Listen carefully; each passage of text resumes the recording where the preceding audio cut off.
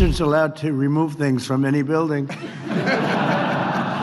And I'm liking the chandeliers. I like those Corinthian columns, but I don't know, cutting them out would be not good. Those are beautiful columns, but I'm allowed to do it. Every once in a while, I'll come in here and grab a painting and put it at the Oval Office, right? But not too much. This is the President of the United States sitting in a cabinet meeting, talking about chandeliers and Corinthian columns like a retired interior decorator. Then, suddenly, he appeared to lose interest completely. And the person who seemed to put him to sleep the fastest? Pete Hegseth. The self-styled warrior was discussing national security, but the scene felt more like a lullaby than a serious government meeting. The cabinet continued talking while Trump appeared visibly disengaged. This is hardly the image of energetic leadership. Instead, it looked like a room where the conversation was so dull that even the president seemed ready to check out. And before he completely lost interest, Trump still managed to launch into one of his favorite performances, the great dealmaker routine. We had a problem with Intel, and we settled the problem. They gave us 10% of the company. That was worth $12 billion. And since we had the company, you've probably been watching, the stock has gone up many, many times, just about number one. And we made $82 billion. Do I get credit for that? No. Did anybody say, great job? And by the way, it's for the country. It's not for me. It's for the country. I have to be very plain about that. Listen carefully to what he's claiming. He says he pressured a company into giving up a massive stake, watched the stock surge amid the influence of presidential power and Truth Social posts, and then portrayed the resulting $82 billion paper gain as a major victory for the country. But instead of letting the numbers speak for themselves, he seemed frustrated that he wasn't receiving enough applause. That's not statesmanship. It's a style of leadership that treats the American economy like a personal casino, then expects everyone to celebrate when the House appears to win. Over $20 trillion. And by the way, no country ever in history has done anywhere near that number. We're 5 to 6 times higher than certain of our competitors, from very successful competitors, but we're much higher. Nobody's seen what's happening today in our country. Nobody has seen anything like it. And hopefully you'll see it again, but only for us. I think it's going to be hard to match, however. He claimed the figure was 5 to 6 times higher than anyone else's, insisting that history had never seen anything like it. But these weren't presented as estimates or projections, they were delivered with complete certainty, despite sounding wildly disconnected from reality. And as he recited those extraordinary numbers, Pete Hegseth sat beside him, appearing to nod along without challenging the claims. That paints a troubling picture of the cabinet, one person making sweeping claims while everyone else seems unwilling to push back. The Department of War is also investing $150 million with Niron Magnetics in Minnesota. Minnesota? Wow. What the hell happened to Minnesota? The governor's totally corrupt, but we won't talk about that now. That's for another day. Corrupt and incompetent, a bad combination. One moment, he's boasting about historic investments. The next, he's casually calling a sitting governor corrupt and incompetent, as if he's simply commenting on the weather. There's no evidence offered, no explanation, and no follow-up, just a sudden personal attack dropped into the middle of a cabinet meeting. That's not a clear strategy or a focused policy discussion. It creates the impression of a conversation constantly shifting from one subject to another without warning. And the people around the table, including Pete Hegseth, appeared to treat it as completely routine. No one visibly challenged the claim or asked for clarification. They simply waited for whatever came next.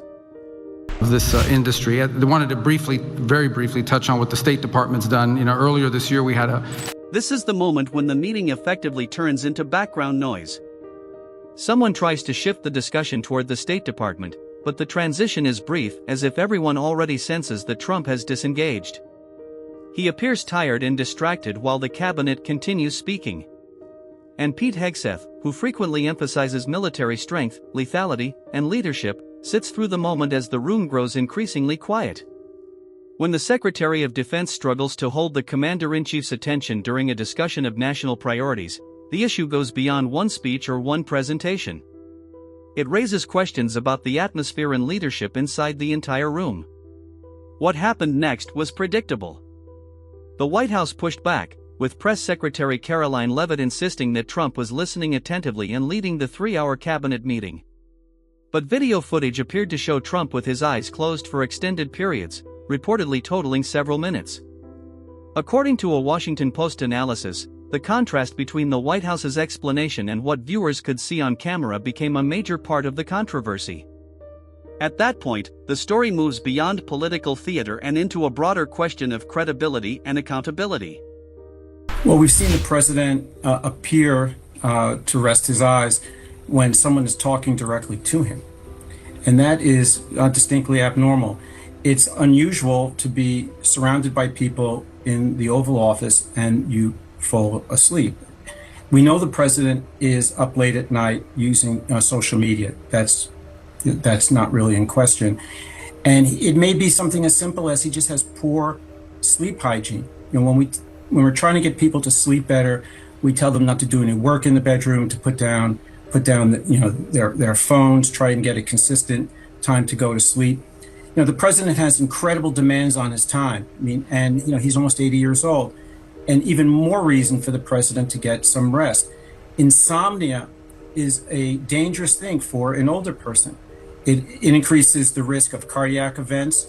It increases hypertension.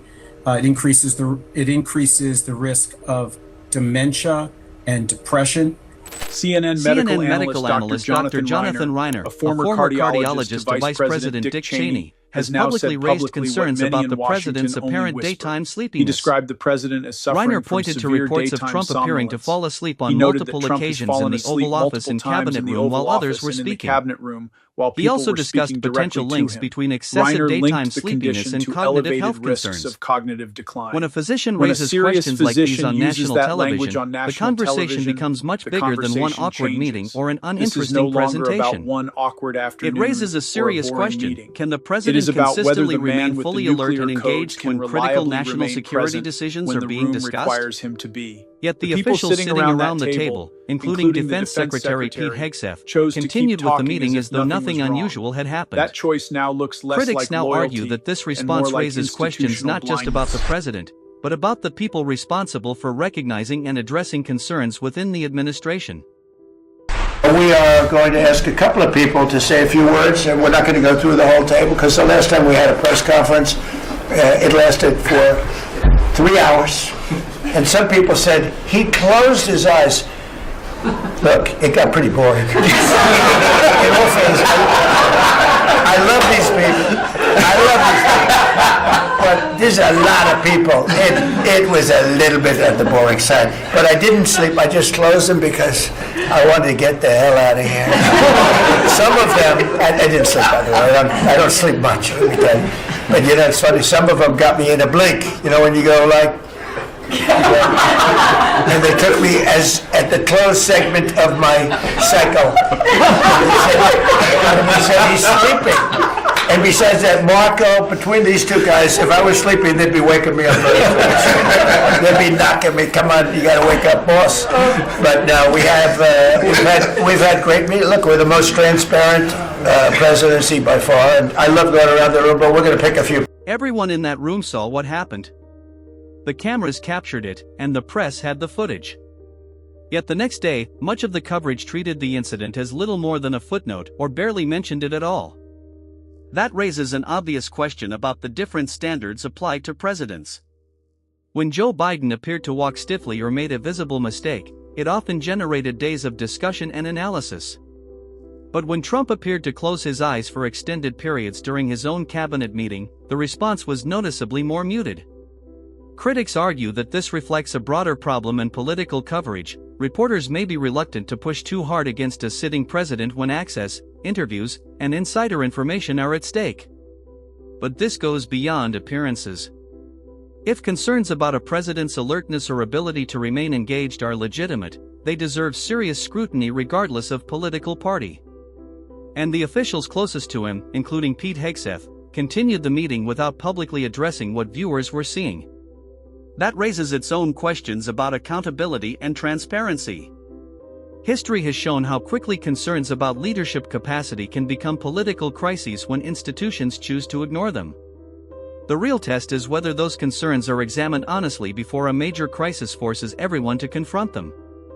What is going on, Mr. Berman? What's going on is simple. Is the MAGA movement was built among the working class, non-college Americans. And take a look at this trend line that we're looking at in the data. Here we go. Okay, net favorability rating, the MAGA movement, non-college adults. Back in October of 2024, look at that. On the plus side of the ledger, positive, plus 6 points.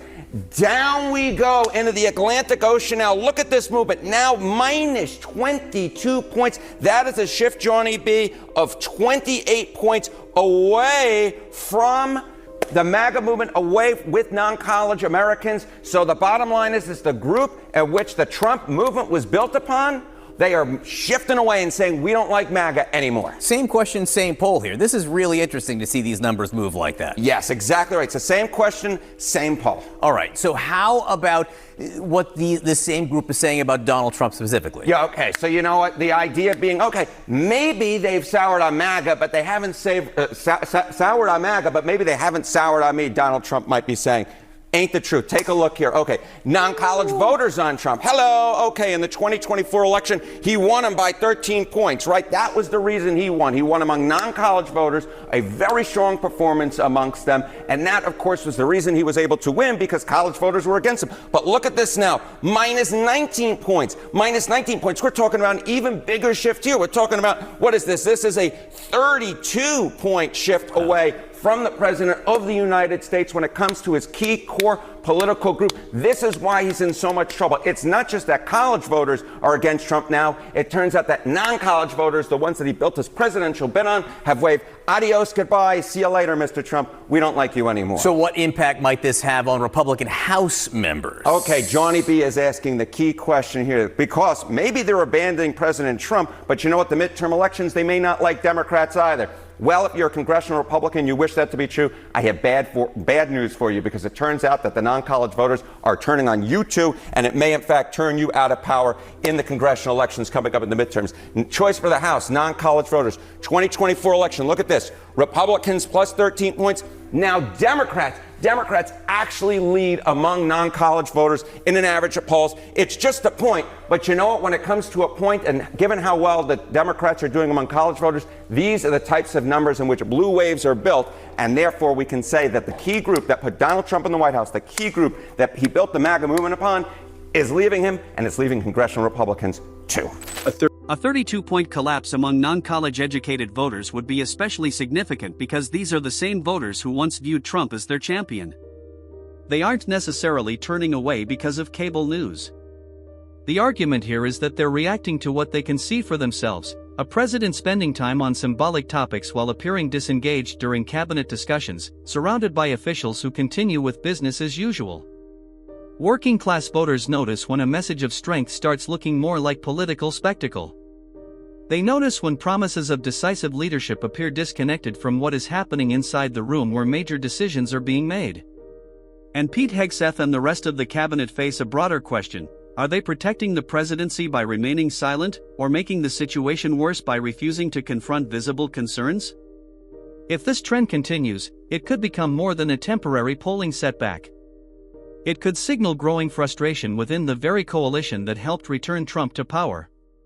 So the real question is whether his core supporters are beginning to reconsider their loyalty, or whether they're still willing to look past what they're seeing.